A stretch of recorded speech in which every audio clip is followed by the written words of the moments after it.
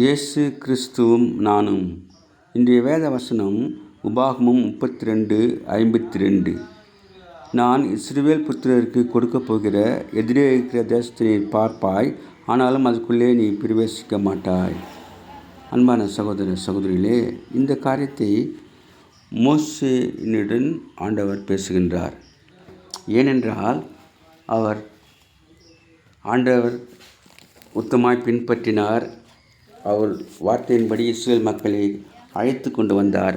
ஆனாலும் கூட அவர் சீன் வனாந்திரத்திலே காதேசிலே மேரிபாவின் தண்ணீர் சம்பவத்தில் இஸ்ரவேல் புத்திரருக்குள்ளே என்னை பரிசுத்தம் பண்ணாமல் அவர்கள் நடுவே என் கட்டளையை மீறினதினாலே அவர் இந்த கானான் தேசத்திற்குள்ளே பிரவேசிக்க முடியாது என்று சொல்லியிருக்கிறார்.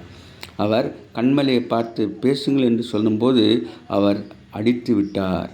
அதனாலே இஸ்ரவேல் மக்களுக்கு எதிராக என்னை பரியாசம் பண்ணினார் என்று சொல்லியிருக்கிறார். ஒரு கீழ்ப்படியாமை, ஒரு அவசரம், ஆத்திரம் மற்றவர்கள் மேலே. அதனாலே மோசே கானான் தேசத்திற்குள் போக முடியாமல் போய்விட்டது. Have a blessed day. God bless you. Give your heart to God, your hand to man.